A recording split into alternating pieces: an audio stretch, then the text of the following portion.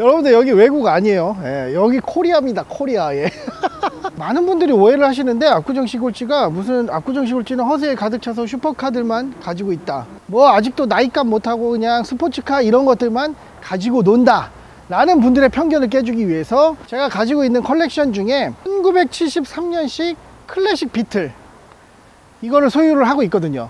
제가 오랜만에 창고에서 꺼내 와가지고 전시를 하려고 보니까 이 차량이 창고가 들어가기 전에 웬만한 복원 작업은 한 70~80% 완료가 된 상태에서 들어갔지만 굉장히 오랜 시간 동안 묵혀 있다 보니까 오늘 시동을 걸고 끌고 왔는데 뭔가 탐탁치 않은 부분이 있어 가지고, 과연 우리가 알고 있는 클래식카, 우리가 흔히 부르는 올드카들은 어떻게 예방 정비를 해야 되고 이러한 고장이 나타났을 때 어떻게 진행을 해야 되는지, 이런 것들을 좀 알려드리려고 합니다. 지금 여러분들이 보시는 차량은 1973년식 클래식 비틀 모델이고요. 사실 말만 클래식이지 2003년도까지 멕시코에서 요 디자인대로 생산을 계속 지속을 했고요. 2003년식 자동차라고 치면은 우리 뭐 SM5, 티브론 터뷸런스 뭐 요 정도, 투스카니 신형 요 정도 라인업대의 차량이라고 생각을 한다면 겉모습만 보시고 이 차가 진짜 완전 오래된 클래식카구나 라고 착각하실 수도 있는데, 요 근래까지 나온 멕시코산 비틀은 2003년도까지 출시가 되었고, 지금 현재 보시는 모델은 진짜 두말할 것 없이 클래식 그리고 올드카라고 불릴 수 있는 모델입니다. 1973년식 까브리올레 모델이고요. 제가 사실 클래식 비틀을 별로 좋아하진 않았어요. 클래식카나 올드카의 문화에 빠져들었을 때 가장 먼저 혹은 기본적으로 수집해야 되는 품목에 클래식 비틀이 들어갑니다. 근데 저는 왜 이게 싫었냐면요, 03년도까지 멕시코에서 생산을 했잖아. 원래 생산했던 뭐 독일 이런 데가 아니라 멕시코에서 뜬금없이 가지고 가가지고 거의 똑같은 디자인으로 굉장히 오랜 시간 생산을 했잖아. 그래서 03년식이라 그러면 저는 클래식카를 뭐 수집하고 모으는 사람으로서는 조금 아쉬움이 있다, 그런 차였기 때문에 클래식 비틀에 대해서 별로 신경도 안 쓰다가 1973년식 진짜 완전한 완벽한 클래식이죠. 클래식 비틀, 그때 시대상을 담고 있는 엔진, 미션, 거기에 플러스 이거 보세요 여러분, 까브리올레 오픈형 모델입니다. 클래식 비틀의 쿠페형은 대한민국에 많이 수집가들이 가지고 있지만 까브리올레 모델 그리고 1970년대의 비틀은 정말 손에 꼽을 정도로 제가 아는 한 국내에 단 한 대밖에 없었기 때문에 수집을 할 수밖에 없었고요. 이게 1999년도에 대한민국으로 들어와서 20 몇 년간 1인 소유의 차량이었거든요. 이게 어떻게 99년도에 인증을 받았는지 그때 공무원분들이 실수를 해서 통과를 시켜준 것 같습니다. 일단은 뚜껑을 한번 열어보도록 하겠습니다. 제가 이런 장비까지 착용하는 거 처음 보시죠? 자세하게 보여드리기 위해서 제가 찼습니다. 이렇게 간단합니다. 똑딱이 형식으로 돼 있어서요, 똑딱이들만 이런 식으로 탈부착을 하면 이렇게 간단하게 열 수 있는 방식입니다.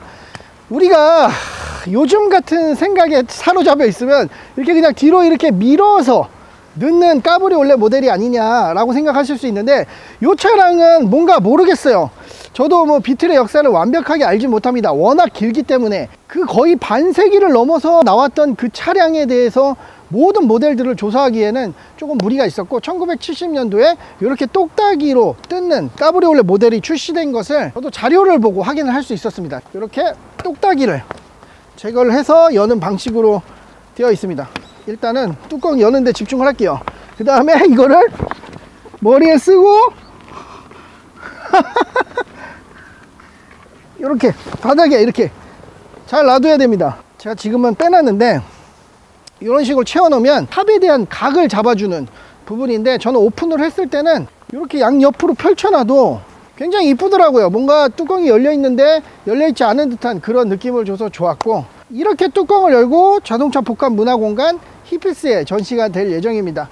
이 색상도 1973년도 당시에 출시됐던 그 베이비 핑크 그 색깔을 그대로 가지고 있고, 20년이 넘도록 소유하셨던 그 주인분께서 한 번 더 똑같은 색상으로 칠은 했는데 그 페인트의 색상을 맞추기가 굉장히 힘들어서 페인트를 찾으면 저한테 보내주시기로 했습니다. 진짜 이뻐요. 이거 진짜 제가 희귀 차종이라 그래갖고 덥석 사가지고 후회한 적이 되게 많았었는데, 이 차량은 가지고 오고 나서 후회를 하지 않았습니다. 그런데 제가 이제 가지고 와서 내릴 때도 배터리가 방전된 상태였고 전기류 쪽이 조금 문제가 있었고, 배터리를 끼우고 나서 시동을 걸어도 악셀링을 하지 않으면 시동이 유지가 되지 않는 상태였거든요. 그래서 1차적으로 제가 요 밑에 보면 정기적인 장치들이 있는데 새로운 배터리로 교체가 된 상황입니다. 다만 우리 클래식카들이 이런 거 많이 해요. 우리가 흔히 가정용에서 볼 수 있는, 두꺼비 집에서 볼 수 있는 20A 그 차단기인데, 요걸 왜 달아놨냐면 아무래도 이제 창고에 보관하다 보니까 몇 달씩 우리가 시동을 못 걸어 주잖아요. 요 차단기를 딱 떨고 가지고 플러스 마이너스를 차단시켜 놓으면 기계식 장치만 가지고 있고 전기 장치가 거의 없는 요런 올드카 같은 경우에는 거의 뭐 6개월에서 1년 정도 차단시켜 놔도 다시 차단기를 올리고 시동을 걸면 시동이 걸려 갖고 요걸 만들어 놓으신 것 같은데, 요거를 작업하시면서 약간 전기적인 장치에 대한 부분이 원활하지 않았던 것 같아요. 전문가 동생을 불러가지고 일단은 긴급적으로 전기가 원활하게 통하도록 길을 다 만들어 줬고, 전기적인 장치도 진짜 기계적으로 돼 있기 때문에 굉장히 건들기가 쉽습니다. 다만 우리가 한번 생각을 해볼게요. 이 클래식카 복원이라는 게요, 원형 그대로 살리는 것도 있지만 자동차의 목적은 달리는 거거든요. 그래서 제가 돈을 많이 주더라도 번호판 있는 모델들을 수집을 하는 거예요. 저는 도로에서 달려야지만 자동차라고 생각을 하기 때문에. 안 그러면 그냥 예술품이죠. 그래서 뭐 사실 차량을 복원을 할 때 우리가 큰 걱정 없이 할 수 있는 것들은 있죠. 뭐냐면 이런 내장재들, 이런 시트 가리, 천 가리, 대시보드 복원, 뭐 핸들 복원, 이런 것들, 외장 복원, 이런 것들은 오래된 차든 새 차든 전부 다 복원이 가능한 부분들이에요. 근데 문제가 되는 건 뭐냐면 엔진하고 미션이 짱짱해야 번호판을 달고 다닐 거 아닙니까? 그래서 제가 클래식카 같은 것들 많이 수집을 하다 보니까 60년대, 70년대, 뭐 80년대에 많이 나왔던 카브레이터 방식, 이런 엔진 같은 경우에는 바이크 엔진이나 예초기 엔진을 고칠 수 있는 지식 정도만 있으면 충분히 고칠 수가 있어요. 근데 제가 오늘 가지고 와서 시동을 걸어 볼게요. 보세요. 예, 시동이 꺼져 버리죠. 지금 보면은 브레이크만 밟고 시동을 걸어 볼게요. 브레이크만 밟고 시동을 걸었는데 시동이 꺼져 버려요. 그러면 브레이크를 밟고 악셀링을 하면서 시동을 걸어 볼게요. 예, 악셀링을 하니까 그 시동이 유지가 됩니다. 근데 악셀을 떼어버리면 지금 불안불안해. 우리 카브레이터 방식의 엔진은 열어볼게요. 이렇게 열면은 진짜 간단하게 되어 있습니다. 요게 카브레이터예요. 카브레이터. 포르쉐 올드 모델들도 있잖아요. 막 공랭식 엔진을 채택하고 있거든요. 그 말인즉슨 뭐냐면, 어떻게 보면은 그러면 이런 식인가? 전쟁 때문에 어쩔 수 없이 엔진을 뒤로 달아서 공랭식 엔진을 비틀에 한참 전에 달았는데, 그 기술이 발전돼 와가지고 포르쉐 이 기술을 적용한 게 아닌가, 이렇게 좀 유추를 해볼 수 있죠. 설명이 굉장히 많이 깊어지고 지루해지기 때문에 그냥 통과를 하겠습니다. 요게 기약이에요. 이런 식으로 연료의 주입량을 가만히 섰을 때도 유지를 시켜줄 만큼 조절을 해주면, 악셀링을 하지 않더라도, 기어를 변속하지 않더라도 RPM을 유지해줘 가지고 시동이 꺼지지 않겠죠. 이게 참 옛날 차들이 좋은 게요, 연료의 분사량을 평상시에 요 조이고 풀려 가지고 조절을 할 수가 있습니다. 그러면 제가 요 상태에서 한 2바퀴 반 정도 돌려놓고, 자, 시동을 켜보면 시동이 유지가 되네.